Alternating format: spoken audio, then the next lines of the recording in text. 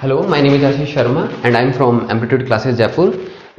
As already we have started our video series on solid state physics by Ankit sir, and today we are starting analog electronics. Okay, ठीक है. तो analogue electronics के लिए जो basically जो मैं book prefer करता हूँ मैं आपको बता देता हूँ. बाकी बुक्स वगैरह ज़्यादा कुछ प्रेशराइज होने की ज़रूरत नहीं है. जो मैं फॉलो करूँगा वो Boylestad and principle of electronics, principle of electronics follow करूँगा. और मैं क्या बिल्कुल बेसिक से स्टार्ट कर रहा हूँ. ठीक है. स्पीड का थोड़ा हो सकता है कि आपको इनिशियली जो लेक्चर्स होंगे उसमें आपको कुछ प्रॉब्लम फेस हो कि मैं काफ़ी जल्दी बता जाता हूँ. तो आप या तो स्पीड कम करके देख सकते हैं या फिर आप पॉज करके दोबारा से चीज़ लिख सकते हैं और समझ सकते हैं. ठीक है. तो एनालॉग इलेक्ट्रॉनिक्स के अंदर अपन पूरा जो है लेक्चर पढ़ेंगे. सारे जितने भी टॉपिक्स अपने CSIR नेट में कवर करते हैं अपन सारे पढ़ेंगे. तो I am starting from circuit theory.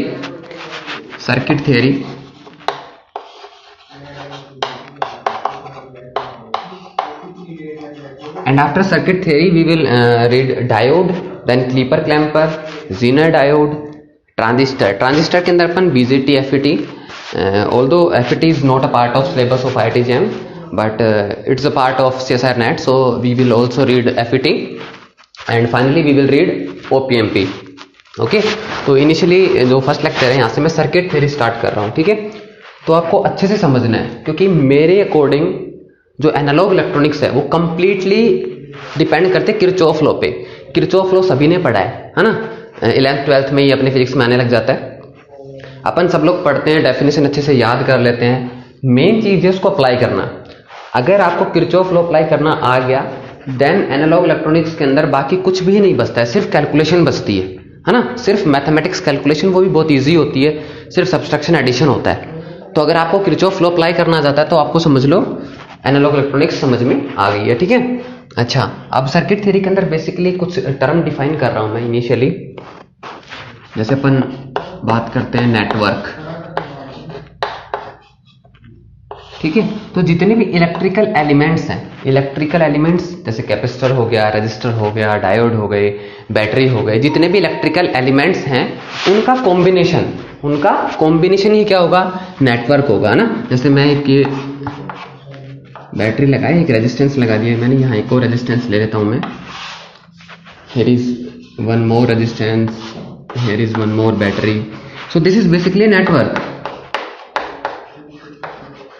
This is network. So network is nothing but combination of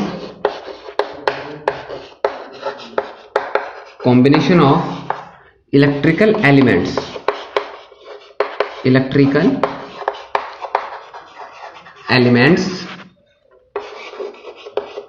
such as battery, capacitor, inductor, diode, transistor, etc. ठीक है.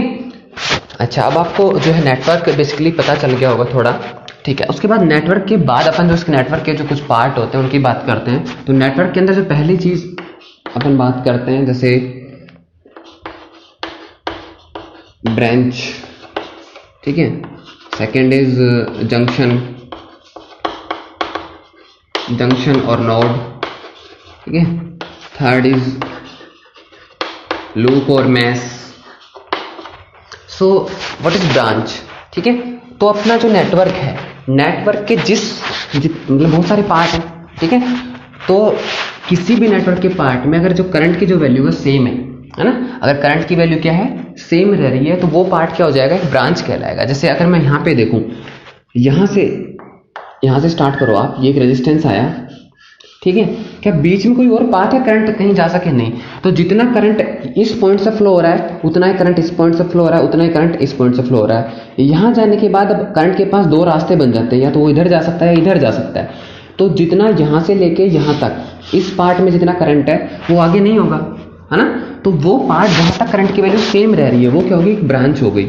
तो मैं इस पार्ट में क्या कह सकता हूँ, एक ब्रांच कह सकता हूँ. ऐसे अगर मैं इस पॉइंट से बात करूँ तो जितना करंट इस पॉइंट पे है उतना ही यहीं होगा और उतना ही करंट यहाँ होगा। तो ये क्या हो गया, एक अनदर ब्रांच हो गई। Similarly this is another branch. तो आपको ब्रांच समझ में आ गया होगा, और ब्रांच की मैं डेफिनेशन लिख देता हूँ, let me rough it.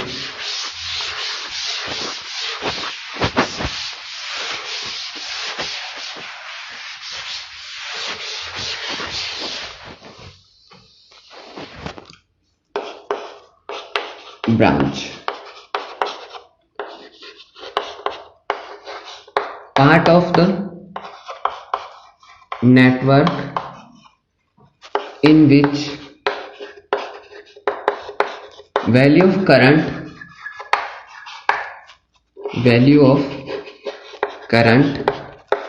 at every point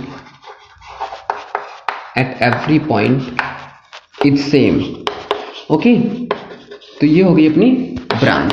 उसके बाद क्या बात आता है, जंक्शन या फिर node.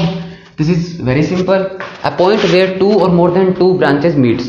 A point where two or more than two branches meet, मतलब जहां पे दो या दो से ज्यादा ब्रांचेस आकर मिल रही हैं, वो क्या हो गया, जंक्शन। जैसे अपने ये जो पॉइंट है, ये पॉइंट क्या हो गया, एक नोड हो गया, या फिर आप इसको जंक्शन भी कह सकते हो, है ना। तो नोड क्या हो गया, अ point where two or more than two branches meet. Okay, ठीक है। थर्ड इज लूप और मैश। सो लूप और mesh is nothing but a closed path of current. Loop and mesh is nothing but closed path of current. ठीक है, अब close path कैसे बनेगा, basically multiple जो ब्रांचेस हैं वो मिलकर क्या बनाएंगी, अपना लूप बनाएंगी। जैसे ये देखो, यहां से लेके यहां तक एक ब्रांच थी, ठीक है, और यहां से ये दूसरी ब्रांच आ गई थी। तो अगर मैं इन दोनों ब्रांचेस को मिला दूं, क्या बन गया, एक क्लोज लूप बन गया। तो बेसिकली लूप या मैश क्या हो गया, क्लोज्ड पाथ हो गया करंट का, और ये किससे बन रहा है, दो या दो से ज्यादा ब्रांचेस से मिलके बन रहा है। It's clear. तो ये कुछ सिंपल टर्म्स थी। आगे अपन बात करते हैं पावर सोर्सेज की। तो जब भी अपन सर्किट कनेक्ट करेंगे तो सर्किट के अंदर पावर सोर्स लगाएंगे। तो बेसिकली अपन पावर जो सोर्स है, एनर्जी जो सोर्स है, अपन दो टाइप के पढ़ते हैं, voltage source and current source. ठीक है, तो वोल्टेज सोर्स क्या करता है, बेसिकली वोल्टेज प्रोवाइड कराएगा अपने को, वोल्टेज डिफरेंस जनरेट करेगा, and current source provide the current to the circuit. ठीक है, अच्छा,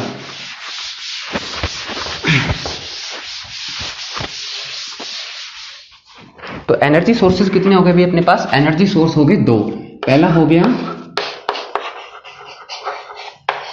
वोल्टेज सोर्स, ठीक है, तो voltage source provide voltage difference to the circuit and current source provide current. तो वोल्टेज सोर्स जो जनरल वोल्टेज सोर्स है,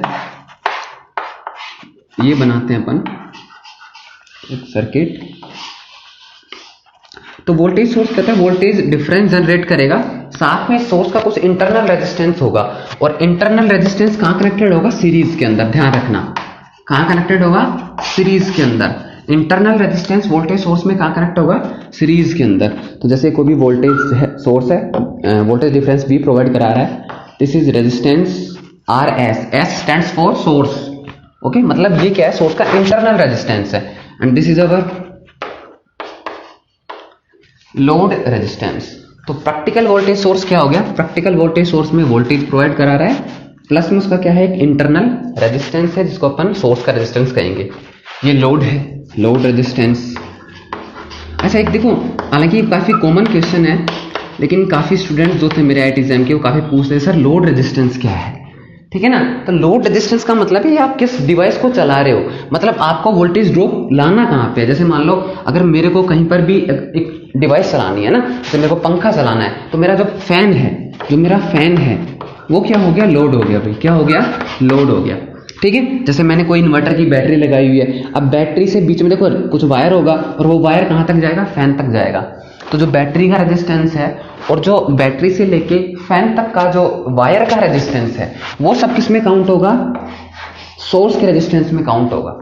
लेकिन जो फैन का जो रेजिस्टेंस है वो कहां काउंट हो रहा है, यानी जो डिवाइस आप चला रहे हो, जरूरी नहीं फैन, जो डिवाइस आप चला रहे हो वो कहाँ पे, मतलब जिस डिवाइस को आप लोड किसको मानोगे, जो आप यूज कर रहे हो ना, जो आप चलाना चाह रहे हो। तो फैन क्या हो गया, लोड हो गया यहाँ पे, ठीक है। अच्छा, और जितनी भी वायरिंग वगैरह का जो भी रेजिस्टेंस होगा वो इंटरनल रेजिस्टेंस में काउंट होगा, ठीक है। अब यहाँ पे ये हो गया practical voltage source. Ideal voltage source क्या होगा, तो आप मेरे को एक बेसिक सी चीज बताओ कि आप इस वोल्टेज सोर्स को आइडियल कब कहोगे। आइडियल का मतलब आदर्श, ठीक है ना, बिल्कुल आदर्श, मतलब आदर्शवादी।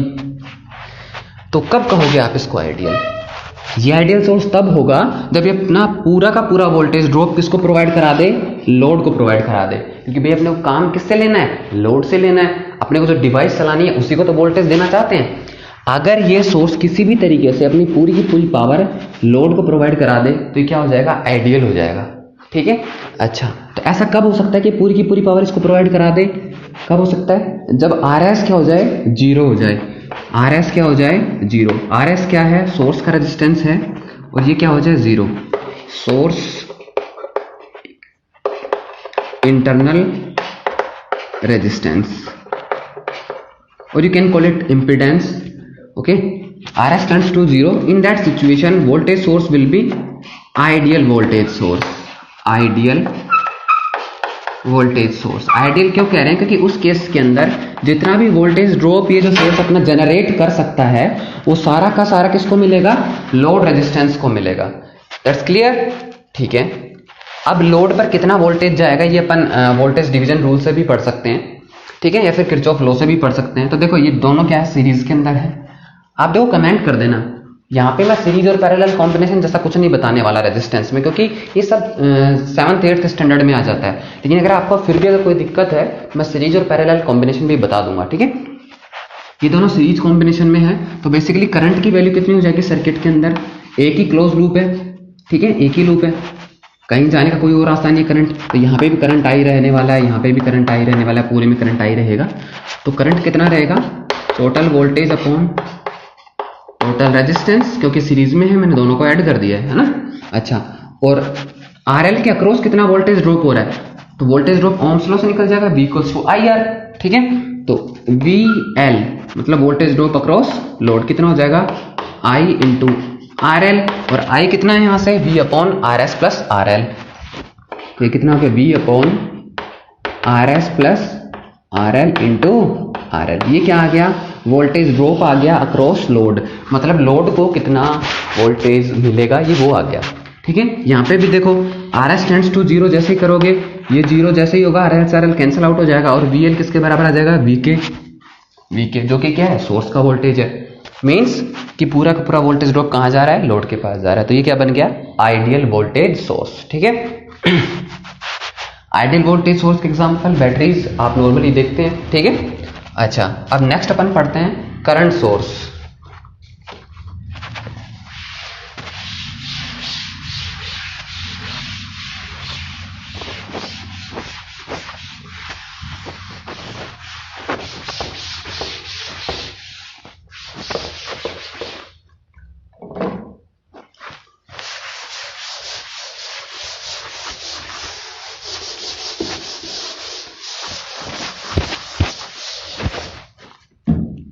नेक्स्ट देख रहे हैं current source. Current source basically क्या प्रोवाइड कराएगा भाई, करंट प्रोवाइड कराएगा अपने लोड को, ठीक है, ठीक है। तो प्रैक्टिकल करंट सोर्स क्या होगा, प्रैक्टिकल करंट सोर्स में करंट प्रोवाइड कराएगा, लेकिन जो इसका इंटरनल रेजिस्टेंस होगा वो इसके पैरेलल में कनेक्टेड होगा। कहाँ कनेक्टेड होगा, इसके पैरेलल में। इंटरनल रेजिस्टेंस कहाँ कनेक्ट होगा, पैरेलली। तो ये है एक सिंबल है करंट सोर्स का, ठीक है। इसके पैरेलल में मैंने करंट सोर्स का क्या कर दिया, रेजिस्टेंस कनेक्ट कर दिया। ये करंट सोर्स है, इसका करंट मैं IS लिख देता हूं, S is stand for source, ठीक है। अच्छा, और ये अपना आ गया वापस से लोड RL, ओके, ठीक है। तो यहां पे देखो ये करंट यहां से चला, ये करंट है I सोर्स के बराबर, ये करंट यहां तक आया। लेकिन यहां आने के बाद देखो इसके पास दो पाथ हैं, तो ये इधर भी जा सकता है, यहाँ पे भी जा सकता है। तो करंट डिवाइड होगा, और डिवाइड होगा RS और RL की न्यूमेरिकल वैल्यू के अकॉर्डिंग, ठीक है। अच्छा, तो बेसिकली ये क्या है, नोड आ गया अपना। तो यहाँ से अलग अलग करंट यहाँ पे हो गया है। तो जैसे अगर ये करंट मैं आई एल मान लूँ, आई लोड, तो ये करंट टोटल करंट यहाँ पे कितना था, आई एस। तो किरचॉफ का जो फर्स्ट लॉ है, हालांकि अपन डिटेल से भी पढ़ेंगे आगे, किरचॉफ का फर्स्ट लॉ क्या कहता है कि आने वाले करंट जाने वाले करंट के बराबर होते हैं ना। और we can say that total algebraic sum of net algebraic sum of currents at any node is always equals to 0। तो ये करंट कितना हो जाएगा, I S minus I L. ठीक है, मतलब जैसे यहाँ पे अगर 10 एम्पियर आ रहा है और 4 एम्पियर इधर चला गया तो 6 एम्पियर चला गया। ठीक है, अच्छा तो ये क्या है, एक प्रैक्टिकल, ये जो कॉम्बिनेशन है यहाँ तक इतनी जो स्ट्रक्चर, ये क्या है, एक प्रैक्टिकल करंट सोर्स है। Practical current source current provide करा रहा है, उसके पैरेलल में इंटरनल रेजिस्टेंस लगा हुआ है। ठीक है, अच्छा अब जैसे वहां पे अपन बात करते थे आइडियल वोल्टेज सोर्स की, ऐसे यहाँ पे बात करेंगे अपन आइडियल करंट सोर्स की। तो आइडियल वोल्टेज सोर्स कब हुआ, जब पूरा का पूरा वोल्टेज लोड को दे दिया। ऐसे ही आइडियल करंट सोर्स कब होगा, जब ये पूरा का पूरा करंट किसको दे देगा, आरएल को दे देगा, मतलब किसको दे देगा, लोड को दे देगा। तो आप बताओ ये पूरा का पूरा करंट इसके पास कब जाएगा। अच्छा, अब एक छोटी सी चीज है, अपन स्कूल में सीखते हैं कि करंट उस पाथ को फॉलो करता है जहां पे रेजिस्टेंस कम होता है, जहां पे रेजिस्टेंस कम होता है ना। तो अपन रेजिस्टेंस को डिफाइन कैसे करते हैं, obstacles in the path of the current. ठीक है, तो अगर आरएस बढ़ाता जाए, अपन बढ़ाते जाएं तो क्या होगा, यहां से जाने वाला करंट कम होता चला जाएगा और इधर जाने वाला करंट बढ़ता चला जाएगा। मतलब आरएस को बढ़ाने से क्या हो रहा है कि जो करंट है इसका ज्यादा पार्ट लोड तक जा रहा है। तो ये अच्छा कब बन रहा है, ये आइडियल कब बन रहा है, आइडियल कब बन रहा है, ये आइडियल उस केस में बन रहा है जब आरएस बढ़ता जा रहा है। तो बिल्कुल आइडियल कब बन जाएगा, जब आरएस क्या हो जाएगा, इन्फिनिटी हो जाएगा। क्या हो जाएगा, आरएस इन्फिनिटी हो जाएगा। तो ये क्या बन जाएगा, आइडियल करंट सोर्स बन जाएगा। क्योंकि जैसे ही आरएस इन्फिनिटी होगा, इन्फिनिटी होने का मतलब क्या है, रेजिस्टेंस इन्फिनिटी होने का मतलब आप क्या मान सकते हो, ओपन सर्किट मान सकते हैं ना। ओपन मतलब ये यहां से ओपन हो गया एक तरीके से, यहां से ये वायरिंग हट गई, मतलब बेसिकली अब इसका कोई यूज ही नहीं रहा है ना, ओपन हो गया। तो जितना भी करंट है ये कहां पहुंच जाएगा, लोड के पास पहुंच जाएगा। तो क्या बन गया, आइडियल करंट सोर्स बन गया। अपन इसको मैथमेटिकली भी समझते हैं। ठीक है, तो एक कहता है करंट डिवीजन रूल। करंट जो अपन ने पीछे पढ़ा था, जो मैंने वोल्टेज बताया था, वो वोल्टेज डिवीजन रूल था। ये है current division rule. And current division rule is applicable when the resistances are connected in parallel combination, है ना।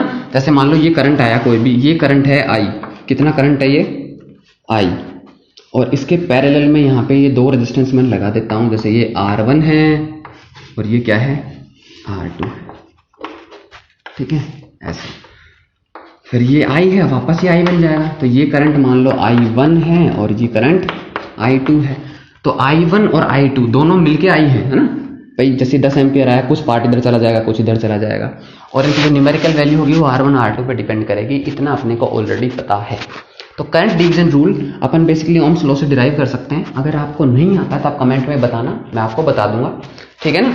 अच्छा, यहाँ पे मैं डायरेक्ट बता रहा हूँ किस तरीके से लिखना है। तो जो आपको करंट यहाँ पे जो आप ये लिख रहे हो, करंट लिख रहे हो, जिस भी रेजिस्टेंस से लिखना है वो देखो टोटल करंट लिखना है और डिवाइड करना है, डिनोमिनेटर में लिखना है टोटल रेजिस्टेंस। तो टोटल रेजिस्टेंस हो गया R1 प्लस R2।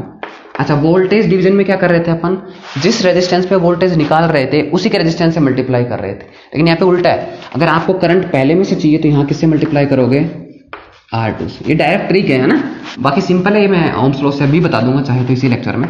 अगर आपको I2 चाहिए तो टोटल करंट कितना था, I, ये लो भाई टोटल करंट I। ठीक है, अच्छा total resistance R1 plus R2 जोड़ के लिख दो। इसमें से चाहिए तो रेजिस्टेंस ऊपर वाला।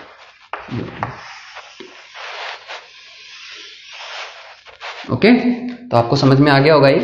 तो ये होता है क्या, करंट डिवीजन रूल। तो अगर मैं ये करंट डिवीजन रूल यूज करता हूं तो यहाँ पे देखो ये टोटल करंट IS है और ये IS दो में कन्वर्ट हो रहा है, एक RS में जा रहा है, एक RL में जा रहा है। तो अगर मेरे को IL चाहिए, क्या चाहिए, IL चाहिए, तो बताओ कैसे आएगा। टोटल करंट कितना है, IS, रेजिस्टेंस कितनी हो गई, RS प्लस RL। अच्छा, इसमें से करंट चाहिए तो कौन सा रेजिस्टेंस से मल्टीप्लाई करूंगा, RS से। तो ये लो, तो एक करंट डिवीजन रूल से लिखा है। एक और चीज, ये अगर 3 रेजिस्टेंस हो तो डायरेक्ट मत लगा देना, जैसे एक और हो R1 plus R2 plus R3, है ना, डायरेक्ट नहीं लगाना। ये ओम्स लॉ से अपन डिराइव कर सकते हैं। ठीक है ना, ये सिर्फ 2 के ही लगेगा ये डायरेक्ट। अच्छा, अब देखो ये क्या आ गया, प्रैक्टिकल करंट सोर्स के लिए एक्सप्रेशन आ गया कि लोड को इतना करंट मिलेगा। आइडियल कब बनेगा? जब IL और IS बराबर हो जाएं। भाई जितना करंट इसके पास है उतना का उतना ये लोड को दे दे, ठीक है। मैंने कब क्या कहा कि जब RS इन्फिनिटी हो जाएगा तब ये आइडियल बन जाएगा। तो देखो RS टेंड्स टू इन्फिनिटी करने के लिए RS है IS RS, यहां से मैं RS कॉमन ले लेता हूं तो RS ये आ गया 1 प्लस RL अपॉन RS, तो ये तो कैंसिल हो गया। और RS इन्फिनिटी है, इन्फिनिटी मतलब बहुत बड़ी क्वांटिटी है, तो अगर RL छोटा होगा RS बहुत बड़ा है, तो अगर आप छोटी क्वांटिटी में बड़ी क्वांटिटी का भाग लगाओगे तो ये क्या हो गया 0। तो यहां से क्या आ गया देखो IL बराबर आ गया IS, कि क्या आ गया IL इक्वल्स टू IS, मतलब जितना सोर्स के पास था सारा का सारा किसको मिल गया, लोड को मिल गया। मतलब कहीं कोई लॉस नहीं हो रहा, कहीं किसी और के साथ साझेदारी नहीं हो रही है, तो ये क्या बन गया आइडियल करंट सोर्स बन गया, ठीक है। तो प्रैक्टिकल करंट सोर्स में पैरेलल में रेजिस्टेंस होगा और आइडियल के अंदर ये क्या हो जाएगा इन्फिनिटी हो जाएगा।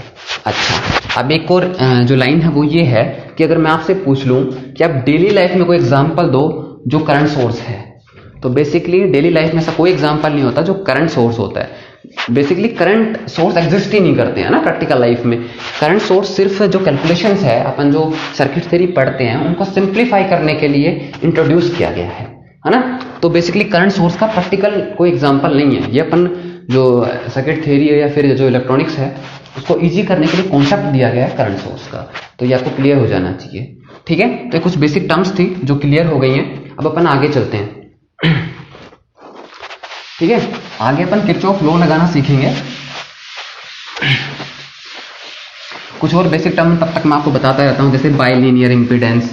बाई लीनियर इंपीडेंस ना, नाम से ही लग रहा है लीनियर, मतलब अगर कोई भी ऐसा इंपीडेंस है जिसके अंदर वोल्टेज और करंट क्या है लीनियरिटी का रिलेशन फॉलो करते हैं, मतलब वोल्टेज है जो प्रोपोर्शनल है करंट के, तो क्या हो गया लीनियर इंपीडेंस हो गया, है ना।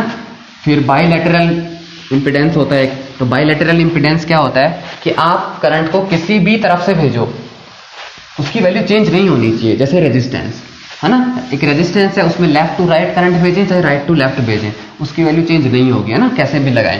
लेकिन डायोडिक बाइलैटरल नहीं है। कैसे नहीं है? क्योंकि जैसे ही आप क्या करोगे एक तरफ भेजोगे तो फॉरवर्ड बायस रहेगा डायोड, और दूसरे डायरेक्शन में क्या होगा रिवर्स बायस होगा। और आपको पता है फॉरवर्ड बायस में रेजिस्टेंस बहुत ज्यादा होता है जबकि रिवर्स बायस में बहुत कम होता है। फॉरवर्ड बायस में रेजिस्टेंस कम होता है एंड रिवर्स बायस में जो रेजिस्टेंस होता है डायोड के अंदर वो बहुत ज्यादा होता है। मैं पहले उल्टा बोल गया था, ठीक है। अच्छा अब अपन पढ़ रहे हैं किरचॉफ लॉ लगाना सीखेंगे, लेकिन उससे पहले मैं आपको एक ओम्स जो लॉ है वो बता देता हूं, क्योंकि जब भी अपन इक्वेशंस लिखेंगे किसी भी रेजिस्टेंस के अक्रॉस वोल्टेज ड्रॉप या करंट लिखेंगे तो आपको काम आएगा। तो जो बेसिक फंडामेंटल जो लॉ था ओम का वो क्या था, J equals to sigma S. Let me rub it first.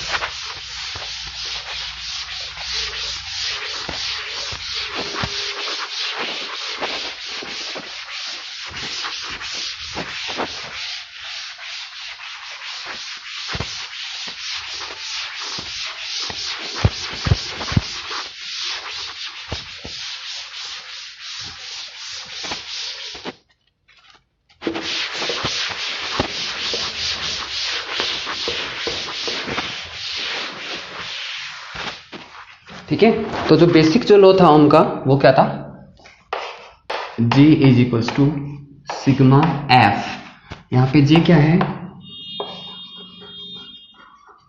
Current density, sigma क्या है, conductivity,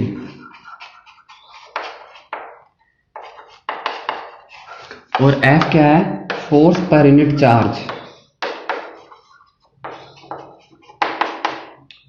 force per unit charge.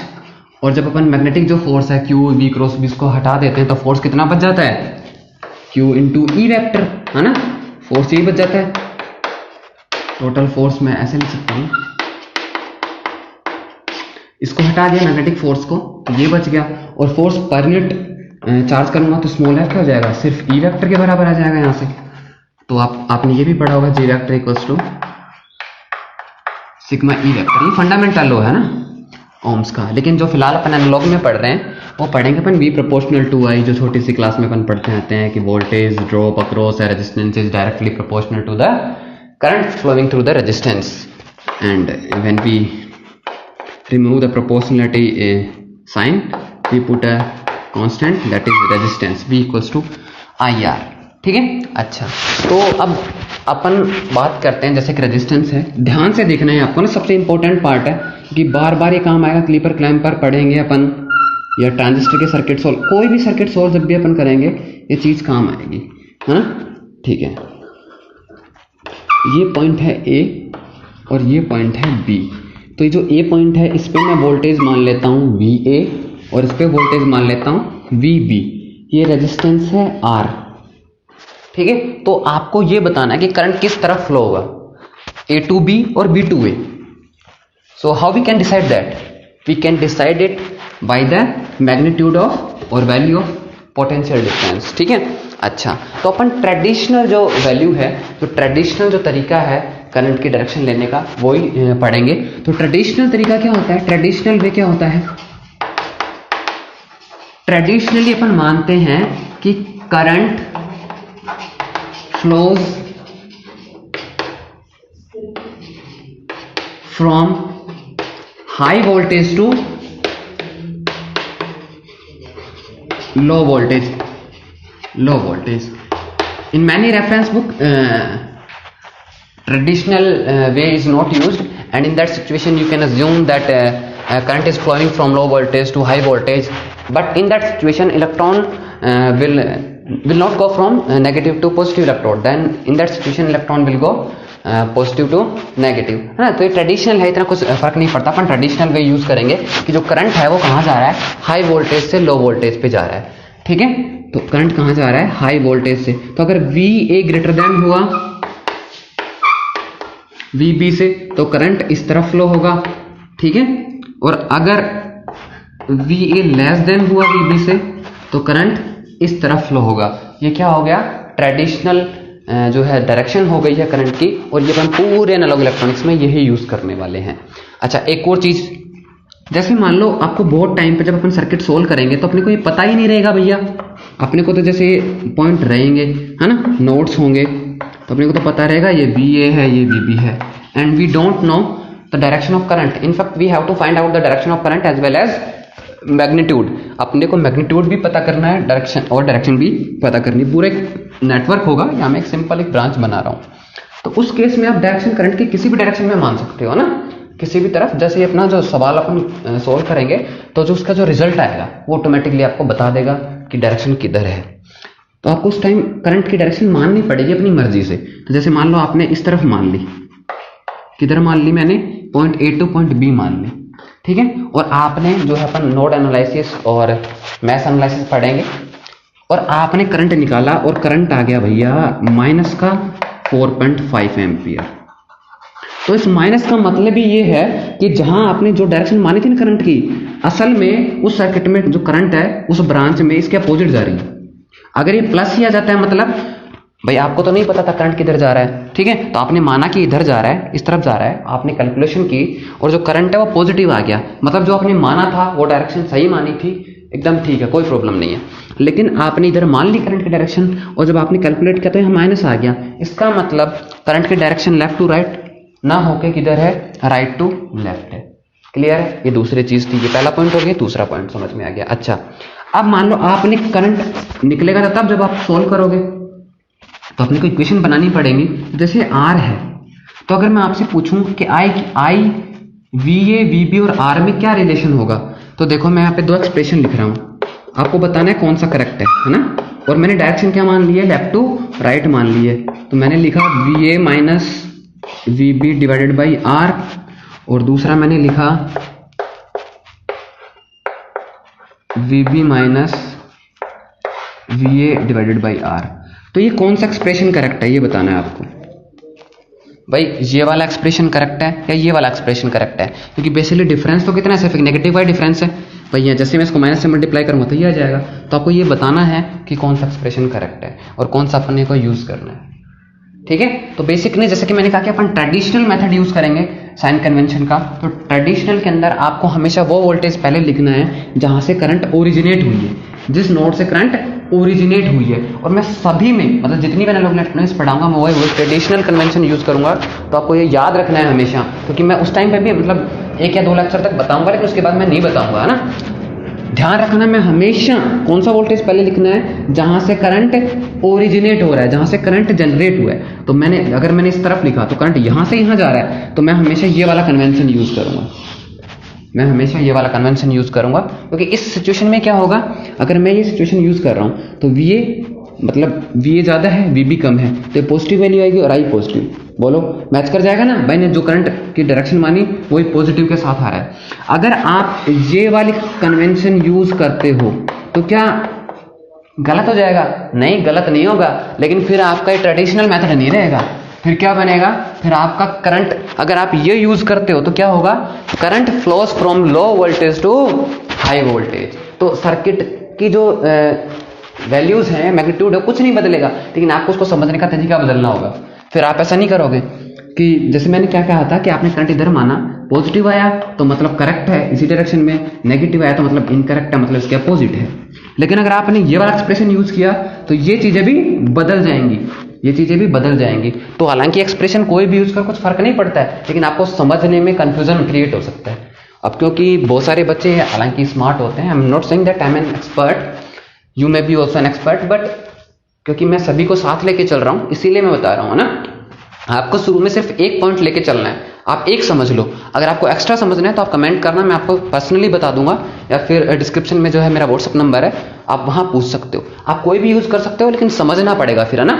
इसीलिए जो बच्चे स्टार्ट कर रहे हैं या फिर ज्यादा लोड नहीं लेना चाहते हैं, वो एक चीज याद रख लो। क्या याद रखना है, करंट हाई वोल्टेज से लो वोल्टेज पे जाएगा, ठीक है। और जो भी आप डायरेक्शन मानोगे तो उसके लिए जब रिलेशन लिखोगे तो कैसे लिखोगे, जहां से करंट ओरिजिनेट मतलब जहां से करंट निकला है ना, वो वोल्टेज पहले लिखना है। इसको भूल जाओ, ये गलत नहीं है, लेकिन समझने में आपको कंफ्यूजन क्रिएट हो सकता है, भूल जाओ। तो ट्रेडिशनल मेथड यूज करेंगे, सभी बुक्स में ये यूज किया जाता है ऑलमोस्ट, ठीक है। तो नेक्स्ट अपना है किरचॉफ लॉ, ठीक है। और अगर किरचॉफ लॉ अगर आपको आ गया तो समझ लो आपको एनालॉग इलेक्ट्रॉनिक्स आ गई है। किरचॉफ लॉ जो अपन छोटी क्लासेस से पढ़ते हुए आते हैं, उनका स्टेटमेंट सभी को याद होता है, डेफिनेशन भी याद होती है, ठीक है। लेकिन मेन चीज है उसको अप्लाई करना। जितना सर्किट जो भी आपके पास है, सर्किट सिंपल हो चाहे कॉम्प्लेक्स सर्किट हो, मेन चीज है किरचॉफ लॉ लगाना आ गया, मतलब आपका एनालॉग इलेक्ट्रॉनिक्स आ गई। उसके बाद कुछ भी नहीं बचता है सिवाय सब्सट्रैक्शन और एडिशन के, ठीक है। छोटा मोटा मल्टीप्लिकेशन आ जाएगा, तो बहुत ईजी हो जाती है इलेक्ट्रॉनिक्स अपनी, एनालॉग इलेक्ट्रॉनिक्स। तो जो है किरचॉफ के 2 लॉ हैं। पहला लॉ है जो है उसको अपन लिखते हैं current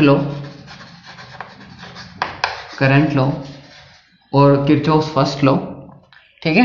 and the second one is voltage law. अच्छा, अब करंट लॉ को क्या कहते हैं, चार्ज कंजर्वेशन भी कहते हैं, चार्ज कंजर्वेशन लॉ। और ऐसा क्यों है ये भी अपन बताएंगे, ठीक है। तो करंट लॉ क्या कहता है, करंट लॉ कहता है कि भाई algebraic sum of all currents at any node equal to 0, ठीक है। ये थोड़ी क्या है कि मतलब थोड़ा साइंटिफिक डेफिनेशन है, या फिर अपन जो इजी लैंग्वेज में कहते हैं कि जो करंट आ रही है जंक्शन तक और जो करंट जा रही है वो दोनों बराबर हो जाएंगी, ठीक है। तो एल्जेब्रिक सम का मतलब क्या है कि आपको उनको साइन के साथ ऐड करना है। अगर आप आने वाले करंट को पॉजिटिव ले रहे हो तो जाने वाले करंट को आपको नेगेटिव लेना पड़ेगा, और अगर आने वाली को नेगेटिव ले रहे हो तो जाने वाले करंट को पॉजिटिव लेना होगा। तो ये जो वर्ड है एल्जेब्रिक, इसका यहाँ पे इंपॉर्टेंस है, यहाँ पे इसका महत्व है, ठीक है। तो इसको समझो एक बार। जैसे मान लो एक जंक्शन है अपना, ठीक है। ये मैं ब्रांचेज बना देता हूं, जैसे करंट है I1, ये करंट I2, ये इस तरफ करंट जैसे मान लो ये हो गया I3, and this is current I4। तो ये अपना एक नोड है, let name it point A और जंक्शन A। तो यहाँ पे देखो I1 I2 2 करंट आ रहे हैं और I3 और I4 करंट जा रहे हैं। तो अगर आप सिंपल डेफिनेशन देखो, अगर आप क्या देखो, सिंपल डेफिनेशन देखो, तो क्या हो गया, आने वाले करंट जाने वाले करंट के बराबर। तो आने वाले करंट कौन है, I1 प्लस I2, और जाने वाले करंट क्या है, I3 प्लस I4। ये अपनी बच्चों वाली डेफिनेशन हो गई भाई, ठीक है। अच्छा, लेकिन अपन यहां क्या कह रहे हैं, algebraic sum of all currents at any node equals to 0। तो जितने भी करंट उन सबको जोड़ो और 0 के बराबर लिखो। लेकिन जोड़ना कैसे है, अलजेब्रिक सम करना है। तो अलजेब्रिक सम का मतलब क्या है, आपको उनको साइन कन्वेंशन यूज करते हुए जोड़ना है। अगर आने वाले करंट पॉजिटिव हैं तो जाने वाले करंट नेगेटिव, और अगर आने वाले करंट को नेगेटिव लिख रहे हैं तो जाने वाले करंट को क्या लिखना है, पॉजिटिव लिखना है, ठीक है। तो मान लो सपोज आने वाले करंट को मैं क्या लिख लेता हूं, पॉजिटिव लिख लेता हूं। तो ये लो I1, I2 भी आ रहा है प्लस I2। अच्छा, करंट जो जा रहे हैं उनको नेगेटिव लिखना है, तो minus I3 and minus I4 equals to 0। तो डेफिनेशन समझ में आई या नहीं आई, ठीक है। अब देखो ये दोनों इक्वेशन सेम है या नहीं है, ये अपन ने कैसे लेके आए, आने वाले करंट जाने वाले करंट के बराबर है, और ये कैसे लेके आए, अपन इस डेफिनेशन से लेके आए, अलजेब्रिक सम वाले डेफिनेशन से। अच्छा, अगर आप उल्टा कर लेते तो भी कोई फर्क नहीं पड़ेगा। इसे मैंने आने वाले करंट को नेगेटिव लिख लेता हूं मैं, तो माइनस I1 माइनस I2, और जाने वाले करंट पॉजिटिव लिख लेता हूं, तो plus I3 plus I4 equal to 0। ये इक्वेशन भी क्या है, इन दो इक्वेशन के इक्वल ही है। तो आप कोई भी कन्वेंशन यूज कर सकते हो, लेकिन ध्यान क्या रखना है, अलजेब्रिक सम, ठीक है। अच्छा, और ये अपनी बच्चों वाली डेफिनेशन हो गई, आने वाले करंट जाने वाले करंट के बराबर। अच्छा, इस डेफिनेशन की वजह से इसको क्या कह रहे हैं अपन, चार्ज कंजर्वेशन कह रहे हैं, ठीक है। इसका मतलब क्या हो रहा है कि जो करंट लो है वो ये बता रहा है there is no charge accumulate on the junction, no charge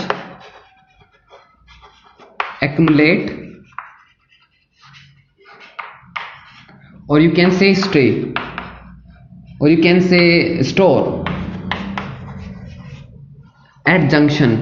कि जंक्शन पर भैया क्या नहीं हो रहा, कोई भी जो चार्ज है ना उसका स्टोरेज वगैरह नहीं हो रहा है, यहाँ पे नहीं रुक रहा है, जितना भी चार्ज आया उतना ही चार्ज चला गया, आने वाला चार्ज जाने वाले चार्ज के बराबर हो गया, मतलब चार्ज क्या है, कंजर्व्ड है। तो करंट लो किसके इक्विवेलेंट हो गया, चार्ज कंजर्वेशन के इक्विवेलेंट हो गया, ओके।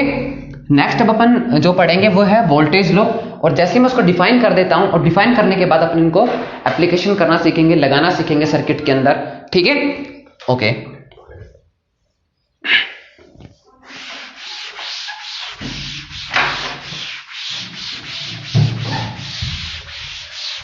ये लेक्चर सबसे इंपॉर्टेंट है, बस आपको किरचॉफ लॉ अप्लाई करना सीखना है। अगर आप ये सीख गए तो समझ लो काम हो गया अपना ना, ठीक है। अब बाकी कंप्लीट कोर्स करवाएंगे अपन, और स्पेशली जो मैं सब्जेक्ट्स पढ़ाता हूं मैं उनके बारे में आपको बता देता हूं। मैं analog electronics, digital electronics, electrodynamics, हालांकि मैं पहले इलेक्ट्रोडायनेमिक्स ही स्टार्ट करने वाला था, बट जैसे मेरे जो कोलिग्स है वो सजेस्ट करते हैं कि भाई आपकी स्पीड थोड़ी ज़्यादा है, ठीक है, तो स्टूडेंट जो है कनेक्ट नहीं हो पाएंगे, तो मैं पहले इलेक्ट्रॉनिक्स इसलिए पढ़ा रहा हूं ताकि आप एक बार मुझसे कनेक्ट होने लग जाएं, ठीक है। उसके बाद जस्ट इलेक्ट्रॉनिक्स के तुरंत बाद अपन इलेक्ट्रोडायनेमिक्स स्टार्ट कर देंगे, उसके बाद मैथमेटिकल फिजिक्स, ये मेरे कोर सब्जेक्ट हैं, ये मैं पढ़ाऊंगा, ठीक है। तो नेक्स्ट अपन पढ़ते हैं क्या, सेकंड लॉ है किरचॉफ का, and this is voltage law, this is voltage law, end voltage law is also called energy conservation law. और ऐसा क्यों है ये भी बताएंगे, है ना भाई, एनर्जी कंजर्वेशन लॉ ये क्यों है। तो पहले अपन स्टेटमेंट की बात कर लेते हैं, स्टेटमेंट क्या है ना वोल्टेज लॉ का। तो स्टेटमेंट क्या कहता है, algebraic sum, algebraic sum of all voltage, all voltage going in a particular direction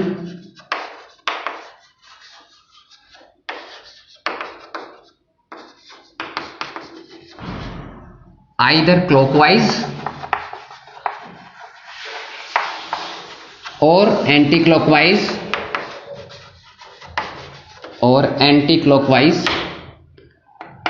for a closed loop और closed path of current.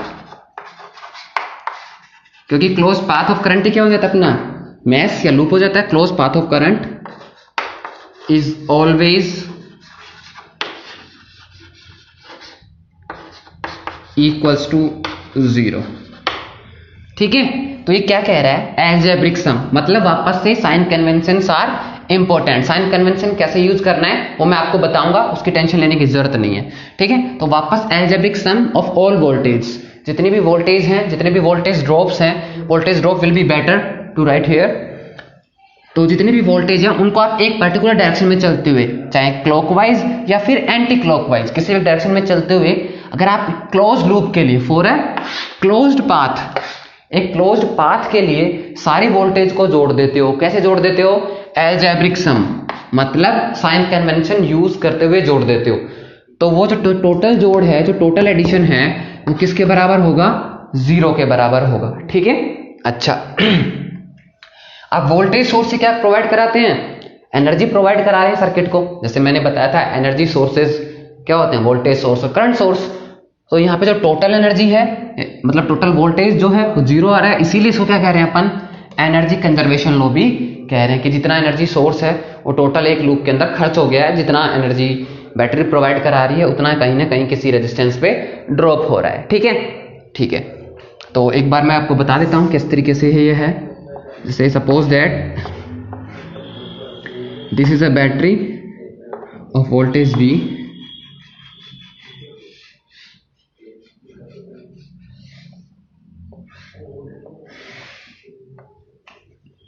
This is resistance R1, this is resistance R2।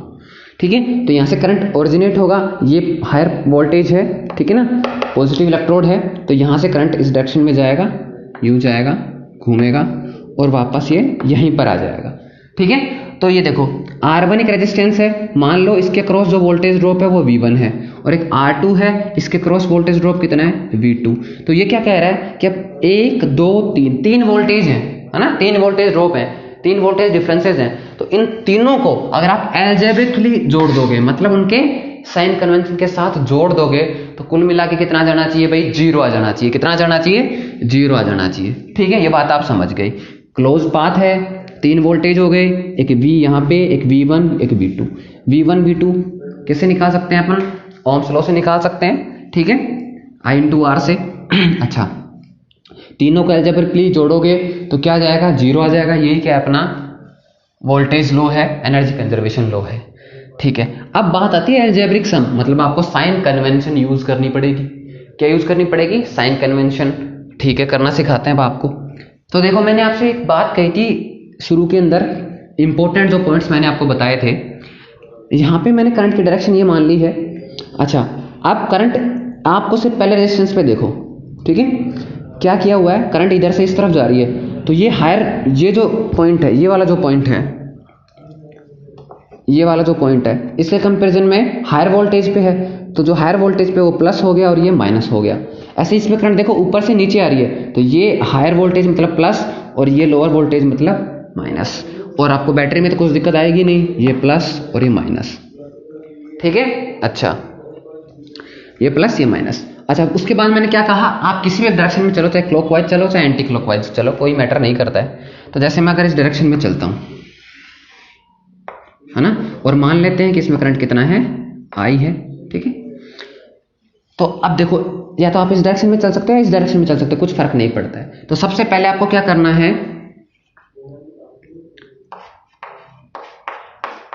Let the current in each loop. अब यहाँ पे तो क्या अपने पास एक ही loop है, तो मैंने एक ही मान लिया। जैसे मान लो अगर आगे एक और लूप होता तो मेरे को उसके अंदर भी करंट की डायरेक्शन माननी पड़ती, करंट मानना पड़ता। ठीक है, अच्छा, एक ध्यान रखना, जो अपना जो पहला लो था, जो करंट लो था, उसके अंदर ब्रांच के अंदर अपन करंट अज्यूम करते हैं, और जो वोल्टेज लो है उसके अंदर अपन कहाँ करते हैं, पूरे लूप के अंदर करंट अज्यूम करते हैं। क्लियर है, ठीक है। तो यहाँ पे मैंने करंट अज्यूम कर लिया है और इसके हिसाब से मैंने क्या कर दिया, देखो पोलैरिटी डिफाइन कर दी। करंट यूं जा रही है, इसका मतलब यहाँ से यहाँ गई, तो ये पॉजिटिव ये नेगेटिव, ये पॉजिटिव ये नेगेटिव। अच्छा, अब आपको अलजेब्रिक सम कैसे करना है वो देखो आप, है ना। तो अलजेब्रिक सम करने के लिए मैं आपको समझाता हूं। आप जब भी चलेंगे तो दोनों इलेक्ट्रोड आएंगे, नेगेटिव भी आएगा पॉजिटिव भी आएगा। तो अगर आप जब मूव कर रहे हैं, कैलकुलेट कर रहे हैं, अगर आप पॉजिटिव टू नेगेटिव की तरफ जा रहे हो, तो अगर आप इसको क्या मान लेते हो, पॉजिटिव मान लेते हो, तो नेगेटिव टू पॉजिटिव जब जाओगे तो उसको क्या मानना पड़ेगा, नेगेटिव मानना पड़ेगा। क्या मानना पड़ेगा, नेगेटिव मानना पड़ेगा उसको, ठीक है। अच्छा, या फिर आप इसका उल्टा भी कर सकते हो, क्या कि अगर पॉजिटिव टू नेगेटिव जा रहे हो तो साइन नेगेटिव ले लो, और अगर नेगेटिव टू पॉजिटिव जा रहे हो तो पॉजिटिव ले लो, मतलब एक दूसरे का अपोजिट। अच्छा, अब जो नए हैं, जो थोड़ा अभी स्टार्ट ही कर रहे हैं पढ़ना, वो एक ही लेके चलो, है ना। ज्यादा रोशनी भी हमें अंधा कर देती है। अगर अपने देखो, जब लाइट अपने आइज के अंदर एंटर करते हैं तो अपने को चीजें दिखती हैं, लेकिन हमारे ना एक बूढ़ों की कहावत है कि ज्यादा रोशनी भी इंसान को क्या बना देती है, अंधा बना देती है। तो आप पहले लिमिटेड चीजों से शुरुआत करो। आप ये भी एज्यूम कर सकते हो, कोई फर्क नहीं पड़ता है, सिंपल है ना, कि अगर पॉजिटिव इलेक्ट्रोड पहले आया तो मैं उसको पॉजिटिव लिख लूंगा, और नेगेटिव आया तो नेगेटिव लिख लूंगा। अब इसको समझो कैसे। अब जैसे मैं क्लॉकवाइज चलाऊं, तो जैसे मैं इससे स्टार्ट कर लेता हूं, तो देखो पहले जैसे मैं यहां से चलना स्टार्ट किया, ये चला, इधर चला मैं, तो कौन सा इलेक्ट्रोड आया इसके लिए, पहले प्लस आया, तो मैं V1 को क्या लिखूंगा, प्लस का लिखूंगा। क्या लिखूंगा, V1 को प्लस का लिख लिया, ठीक है। उसके बाद मैं यहां से यहां चला, तो देखो R2 के लिए भी क्या आया, प्लस का आया, तो V2 को भी क्या लिखूंगा, प्लस का लिखूंगा। लेकिन जब मैं यहां से यहां आया, तो पहले कौन सा इलेक्ट्रोड आया बैटरी का, नेगेटिव। तो देखो पहले नेगेटिव टू पॉजिटिव, देखो इसमें नेगेटिव टू पॉजिटिव जा रहा हूं, तो इसको मैं क्या लिखूंगा, नेगेटिव, तो -V इक्वल टू क्या आ गया, 0। बोलो आया नहीं आया समझ में। देखो दोबारा समझो, पॉजिटिव टू नेगेटिव जा रहे तो पॉजिटिव लिख रहे हो, तो नेगेटिव टू पॉजिटिव को क्या लिखोगे, नेगेटिव लिखोगे। याद करने का सिंपल देख लो, जो पहले साइन आ रहा है वही ले लो, जो पहले आ रहा है वही ले लो, ठीक है। तो मैंने R1 से स्टार्ट किया, R1 पे था वोल्टेज V1, लेकिन मेन था अलजेब्रिक सम, तो प्लस लूं या माइनस लूं। तो इसमें जब मैं इधर चल रहा हूं क्लॉकवाइज डायरेक्शन में, तो ये प्लस आया तो मैंने प्लस ले लिया। V2 के लिए भी पहले प्लस फिर माइनस, प्लस टू माइनस, इसको भी प्लस ले लिया। लेकिन देखो एक पर्टिकुलर डायरेक्शन में चलना है, ऐसे नहीं इन दोनों के लिए तो यूं चले, अब इसके लिए बैटरी के लिए वापस यूं घूमता हूं, नहीं नहीं नहीं नहीं, इधर चल रहे हो तो यूं ही घूम के आओगे। तो जब यूं घूम के आओगे तो बैटरी का पहले माइनस आएगा, पहले प्लस आएगा, पहले माइनस आएगा, तो इसका वोल्टेज क्या लिखोगे, -V इक्वल टू क्या कर देना है, 0। तो ये आ गई भाई किरचॉफ की इक्वेशन आ गई वोल्टेज लॉ से, ठीक है। अच्छा अगर आप ये साइन कन्वेंशन यूज करोगे दूसरे वाले जस्ट अपोजिट, तो भी ये इक्वेशन आएगी, कुछ फर्क नहीं पड़ेगा। तो फिलहाल आप ये याद कर लो अच्छे से। तो बेसिक इंट्रोडक्शन था किरचॉफ के दोनों लॉज का। अब अपन इनको अप्लाई करना सीखेंगे, क्योंकि इन दोनों लॉ के बेस पर दो तरीके के एनालिसिस पढ़ेंगे अपन सर्किट थ्योरी के।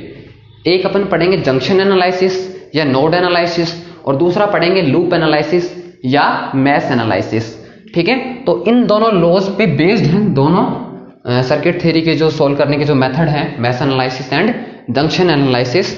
मैं दोनों डिस्कस करूंगा और आपको दोनों समझने हैं। अगर आपको ये दोनों एनालिसिस आ गए तो समझ लो एनालॉग आ गई, जैसे कि मैंने कहा था, क्योंकि किरचॉफ लॉ कहां लगाओगे, लूप एनालिसिस और जंक्शन एनालिसिस में।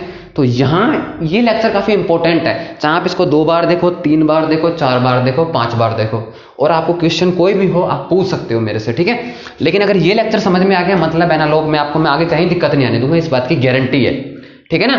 तो अब अपन एनालिसिस करना सीखेंगे सर्किट का।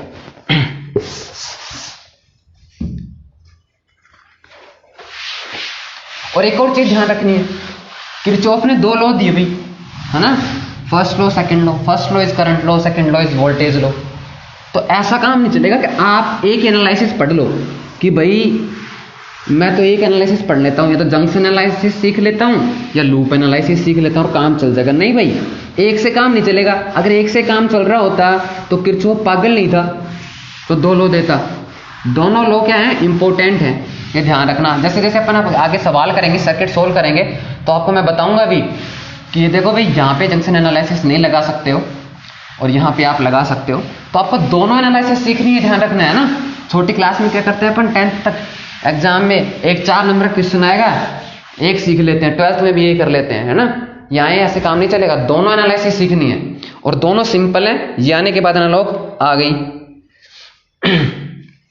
तो पहले अपन सीख रहे हैं जंक्शन एनालिसिस,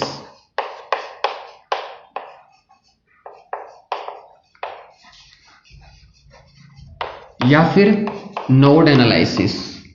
और ये वाली एनालिसिस किस लॉ पे बेस्ड है, किरचॉफ के फर्स्ट लॉ पे बेस्ड है, based on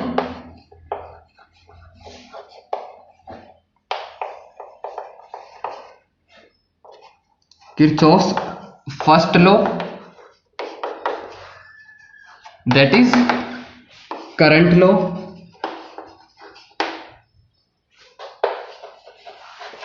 and Ohm's law, है ना। किरचॉफ का पहला लॉ काम में आएगा और ओम्स लॉ अपने काम में आएगा।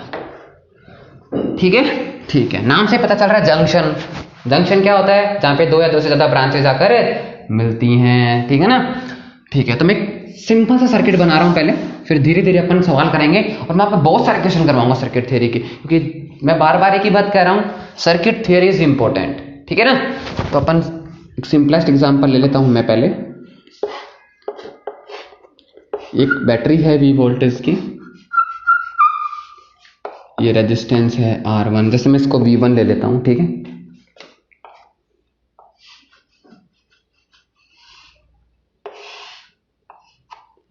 ये रेजिस्टेंस हो गया R2,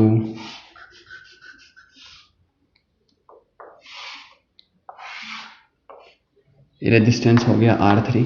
एक बार एक ही पावर सोर्स ले लेता हूं मैं, अगले क्वेश्चन में ले लेंगे अपन V, ठीक है। जैसे इसकी वैल्यू ले लेते हैं, जैसे अपन 10 वोल्ट, ठीक है। इसको मैं ले लेता हूं 10 किलो ओम, ठीक है। इसको ले लेते हैं अपन 10 किलो ओम, इसको ले लेते हैं 20 किलो ओम।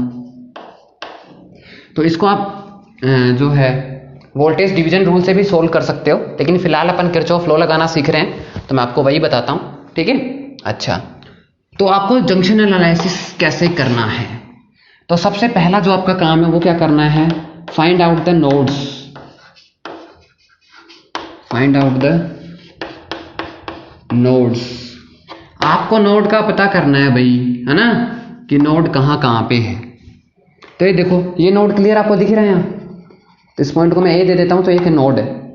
अच्छा देखो, एक रेजिस्टेंस ये यहां से ऐसे आ रहा है और एक रेजिस्टेंस यहां से ये आ रहा है, फिर आगे बैटरी में जा रहा है, तो ये भी एक नोड है बी, ठीक है। तो आपको दो नोड यहां पे पता चल गए। अच्छा, उसके बाद है decide the reference node, decide the reference node, because we know that voltage is not important, voltage difference is important। तो अपन जिस भी पॉइंट पर वोल्टेज जो सर्किट में डिफाइन करेंगे वो किस रेफरेंस पॉइंट के अबाउट कर रहे हैं, तो आपका रेफरेंस पॉइंट डिसाइड करना बहुत जरूरी है, ठीक है ना।